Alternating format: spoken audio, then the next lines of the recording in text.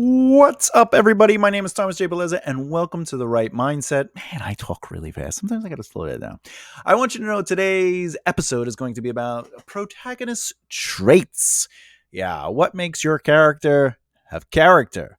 We gotta go over. So let's get to it, right?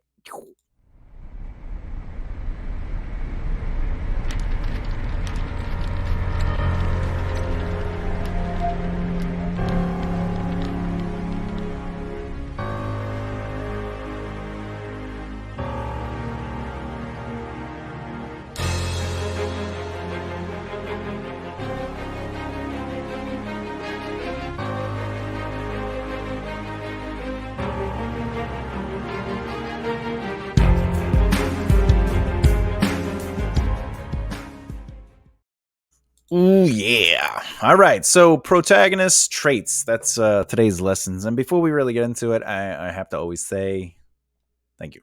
From the bottom of my heart, obviously, you know, I do these videos. I'm getting 30 views, 10 views, 1 view. I don't really care. But I believe that knowledge is power, and it's just nice to have it out there. And remember, I'm not saying what I'm saying is the be all, end all. It's just another way of looking at it. It's my perspective of what I have learned, what I've been told, and really what I've learned working with other authors and writers and being in the industry for X amount of years. So I'm just glad to kind of just put this out there because I think it should be available. I think information should be available. But I am grateful for whenever you watch the videos, you like the videos, you comment on the videos. I'm humbled when people are on the premieres and they ask questions during the video. So, grazie mille, as they would say in my Sicilia family. With that said, if you're new here, a beginner writer, an advanced author, or a screenwriter, give that subscribe button a click and follow along on lessons about our craft, analyzing and reviewing storytelling, and interviews with fellow writers as we celebrate the industry and talk shop together. So let's get on to it. What are character traits? As always, I write down my notes. I like to read through it, and then I work off the top of my head. Sort of like the way I used to do it, right? Back in the day when I had a theater and I would teach writing. So here goes. What are character traits as a definition? Character traits as a definition are going to be the words that describe your character's personality or any of the qualities that ultimately make them who they are. At the end of the day, how would you describe your character in the story or to the people around you, from their physicality to their spirituality to who they are mentally, right? Their psyche. In any story you write, whether it be a novel, a movie, or a television show, there will often be your general archetypes as well for characters. A strong main protagonist, for instance, or the ever fearless hero who might also be cruel, vindictive leader, happens. In older stories, you will find a helpless heroine who needs to be rescued. But how many times do we need to see that? Am I right? Like, you get it. Okay. Character traits like, or protagonist traits specifically, but character traits like these help audiences identify what role a character plays in that particular story. That's why protagonists and antagonists usually have traits that hit them. However, but my thought is, what are character traits really, right? So the obvious answer could be a list of objective adjectives. I have dyslexia. The obvious answer could be a list of adjectives, from generous to fair and even optimistic, right? Their queen was a generous and fair ruler with an optimistic view of her loyal subjects, right? We get it. Well, that's telling, by the way. But if I was to write that down as a description of a character, so I know in the story, I go, oh, whenever I work on this character, I have to remember that their queen, the perspective of her loyal subjects, see her queen as generous, fair, an optimistic view of her loyal subjects. So also in return, whenever I write the queen character, I have to make sure that she's generous in some way or another. She shows fair ruling qualities, and she's optimistic about the return of her loyalty from her subjects, right? That might not, if I wrote that in a book, that'd be a horrible sentence, because you're just saying, hey, by the way, just so you know, as an audience, I just want you to know that this queen is generous. She is a fair ruler and very optimistic of the loyalty of her subjects. Like I want to see that. I want to see her generosity. I want to see her being fair. I want to see her trusting in her loyal subjects. All right. But anyway, when it comes with protagonists, do your character traits have to be all wonderful? Do they have to be tolerant? Do they have to be kind and compassionate? What if we look at traits in a different way? And this is my point. I'm not a fan of, you write down, Jennifer or Jim, and then you say respectful, loyal, influential, leadership qualities, tall, short, big feet, whatever. Like, I'm not a fan of doing that myself. For me, I like to develop my characters in a way where it's more than a list and a collection of words that would ultimately, like here is the character on paper. Like, I don't want the character to be on paper like that. I want the character to be more, I guess uh the reality of it is you have to, if I was to say, by the way, a smooth sea never made a skilled sailor, right? So that's kind of what I want you to think about when you think of character traits. Just because you wrote um, that they are something, it doesn't necessarily make them that thing. So they need uh, uh, their story, who they are, and how they got to this story before it started, to really define them. And that's sort of how I like to develop my character traits. I might have an idea of who they are. Like, for example, I'm writing a story right now, and um, I wanted the character to be so incapable and filled with PTS as a small child that they overcompensate and make themselves capable. But by doing so, it almost separates them from others. It makes them, isolate themselves, not necessarily on purpose, but to protect the people that they love. So I let the history of that character determine the trait. And I was like, oh, it'd be interesting if the character was somebody who has PTSD and in turn overcompensates. Like, that's how I thought of it. I wasn't like, I want him to be a loner and isolationist. Like, I didn't want, that's not how I did it. Which brings us to use character traits to tell a story. All right. So first, a protagonist is not always a hero in your story. I don't. I know a lot of people know that as authors, but for new people, when you hear the word protagonist and you go, "Oh, the protagonist is the hero of the story," the protagonist is the hero of their story, which means a villainous character could be the protagonist of their story. Well, the hero in their story is actually the antagonist.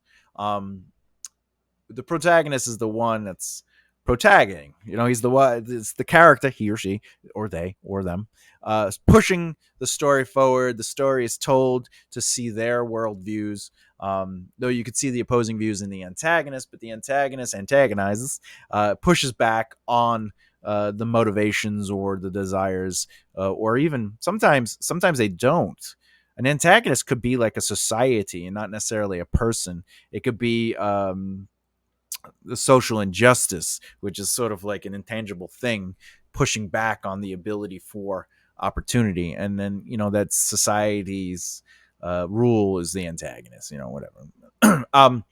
With that said, this is why I want to explore the idea of using character traits to tell a story rather than limiting traits to a protagonist or an antagonist. And aside from the trait discussion, characters have archetypes that can limit the development in your story. For example, the reluctant hero can isolate the development of that protagonist. But Samus, can you get right to the point, please? Like, what's going on? Yes, of course. Yeah. Let me get to it then.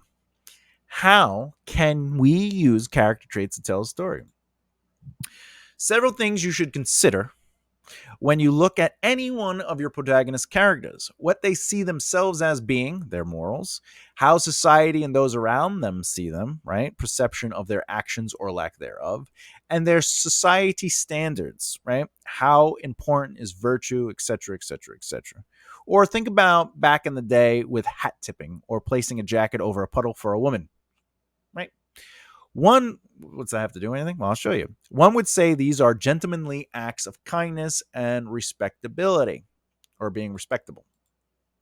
How about our protagonist doesn't tip their hat or place jackets over puddles of the ladies?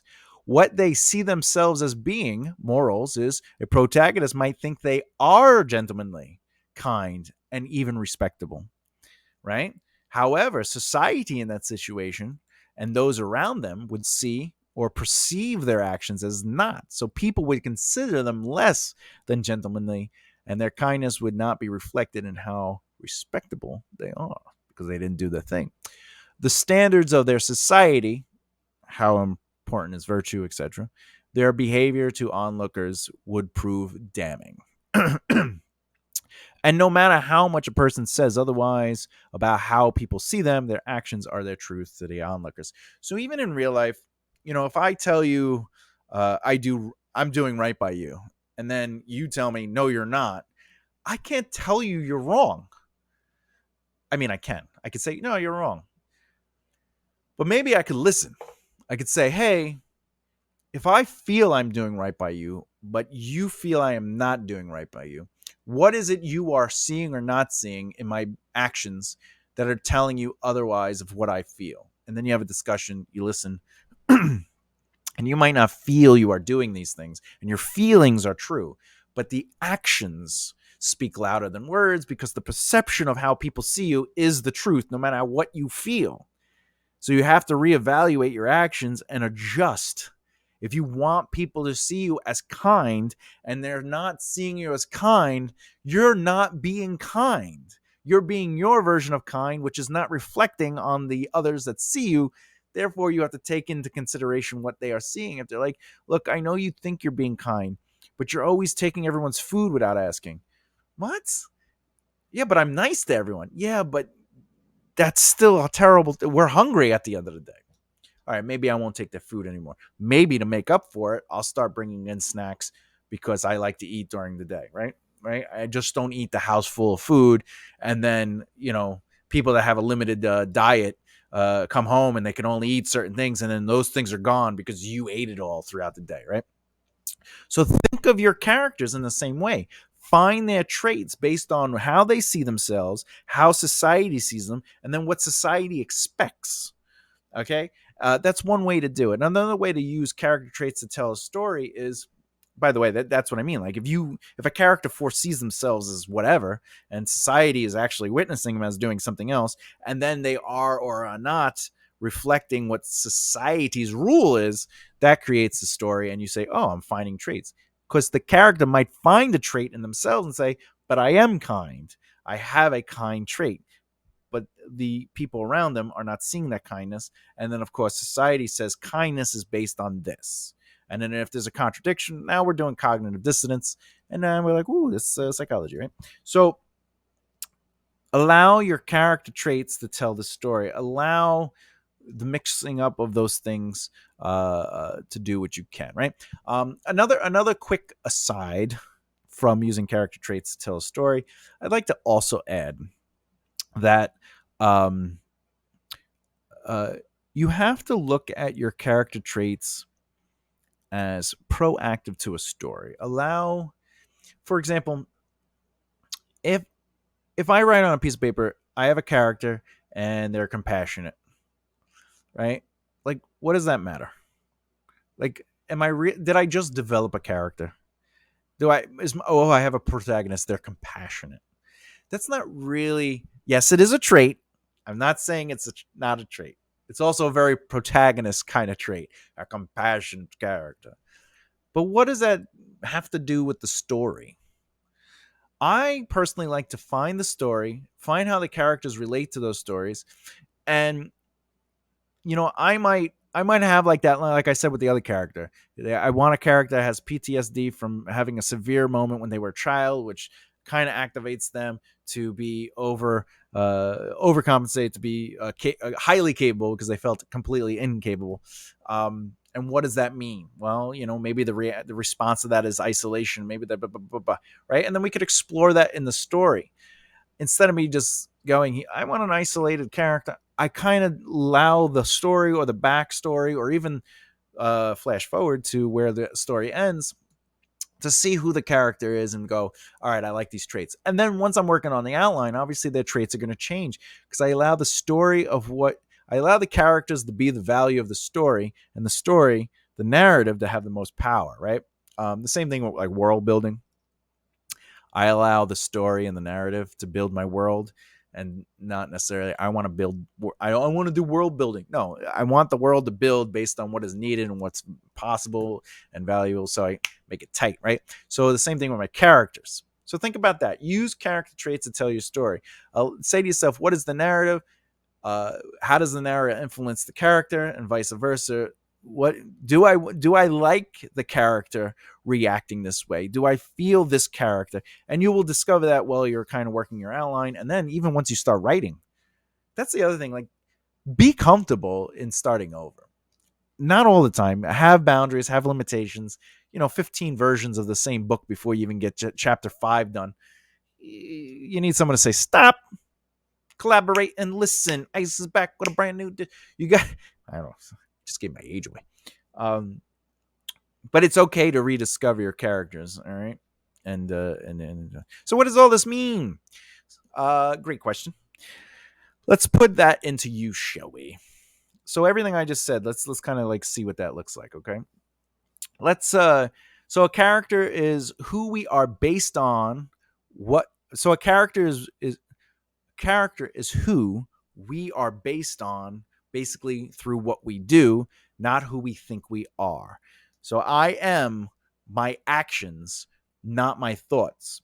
My thoughts are the things that motivate me, but do my motivations and my actions align to represent the truth of what I feel I am? With that said, as you work through your story moments, you can use traits to determine where, why, how, when, and what your protagonist chooses to do or not to do. Before you place traits on a character and go through a long list of things you want them to be, you have to think about the story first. And yes, you can make a character do the right or wrong thing based on what they believe is right and wrong, or what society believes is right and wrong, or even what you think, you personally as an author, thinks is right or wrong. And 1 second. Bloop. Bloop. That's how we fix that fuzziness, right? You basically have to figure that out, though. You have to say to yourself, what do I want? What is right and wrong to the character? What is right and wrong to the world? What do I think is right and wrong? Because you might think something is right or wrong, but it doesn't mean your character thinks it's right or wrong, because it's a character. It should have its own morals and everything, right? It's literally its own person, right? Instead of placing the archetype and a bunch of traits onto each of your protagonists, allow the story to help you mold that character out. When they get to the crossroads of choices, you need to think about what should, could, or would happen based on each choice. Give yourself the right to think about each one. What would happen if the thing you feel should happen happens? Is that choice challenged, or does the story move right along to the next moment? Maybe it is challenged, and now they have to make more choices. You control the ability to find that path, whichever it is, to lead down through the story that you don't want to tell. Basically, let me repeat that. You might find that the path leads down through a story that you don't want to tell. And if that happens, you're allowed to change it. You're the writer. Okay? But ask yourself those questions, though. If A, B, or C should happen, then what could or would happen because of what happened? You might find that your protagonist is molded by the story, excellently, by the way. Now, should you want a specific kind of protagonist, or if you feel they wouldn't make those choices, you are the divine creator of words and worlds. So just do as you wish. All right? This is only a technique. And which, by the way, this technique is one of a million and is designed to add a little control. Um, I call it controlled chaos, like to discover the process of who a character truly is or could be.